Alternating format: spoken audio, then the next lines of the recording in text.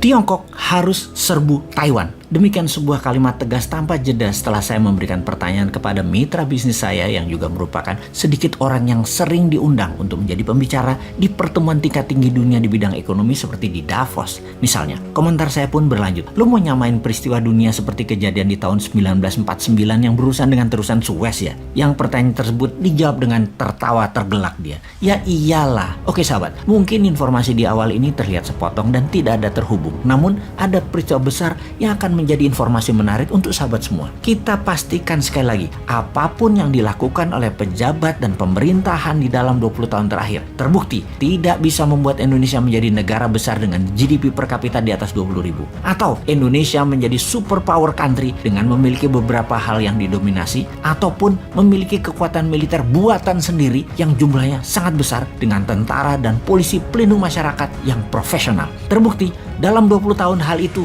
belum terjadi. Kemudian para calon di etalase saat ini yang mau jadi presiden di tahun 2024 akan membuat Indonesia kurang lebih sama dengan pemimpin 20 tahun sebelumnya. Pasti sama, garansi 100%. Kalau mau lain, maka pelajari informasi di awal yang terlihat sepotong yang akan kita lengkapi. Gamal Abdul Nasser, Bapak Negara Mesir, di tahun 1949 melakukan hal yang sangat berani, yaitu melakukan menasionalisasikan terusan Suez. Apa akibatnya? Menasionalisasikan artinya mengambil paksa terusan Suez yang dipegang oleh Inggris waktu itu. Inggris sangat tertampar dan ternyata Inggris tidak bisa berbuat apa-apa. Ternyata efek Perang Dunia Kedua, Inggris bukan hanya melepas kendali dunia ke Amerika, namun Inggris tidak punya taring di banyak wilayah. Nasser, Mesir, mendapat dukungan Amerika untuk mengambil terusan Suez tersebut, alias Amerika lah pemberi go ahead tersebut. Sebuah urat nadi ekonomi yang sangat strategis terusan Suez itu. Sejak saat itu, kita menjadi tahu kekuatan Amerika dan kedekatan Mesir pada Amerika.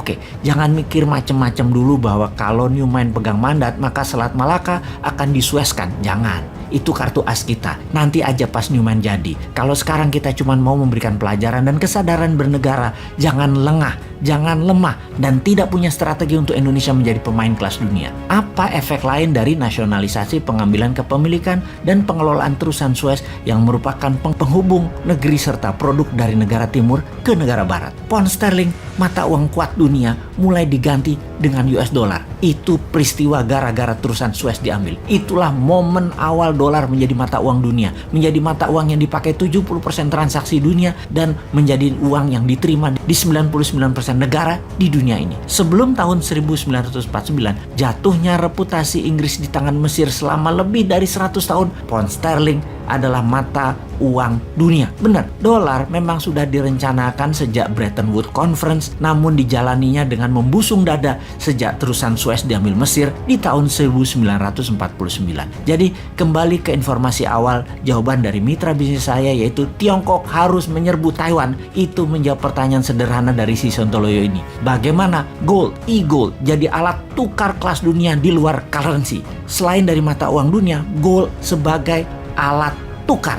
Tiongkok mesti serbu Taiwan, maka Amerika pasti akan masuk dalam perang tersebut. Demikian juga Korea Selatan, Jepang, dan Rusia akan masuk berperang militer. Kalau Tiongkok serbu dengan kekuatan militer penuh ke Taiwan, pasti ambiar makbiar perekonomian dunia, dan sejak saat itu tidak ada alat tukar yang terbaik dan tidak terpengaruh, yaitu hanya satu-satunya, emas dan e-goldnya. Inilah cita-cita Indonesia menunggu di tikungan. Ibarat peristiwa terusan Suez yang mempermalukan Inggris, maka Tiongkok serang Taiwan adalah momen yang kalau bisa harus terjadi deh. Biar ego si Jinping dan ego Amerika tabrakan di Taiwan, kita akan panen. Panen kalau bernegaranya ala Newman yang penuh dengan strategi dan sarana. Misalnya salah satunya yang sudah siap adalah gold payout system Indonesia.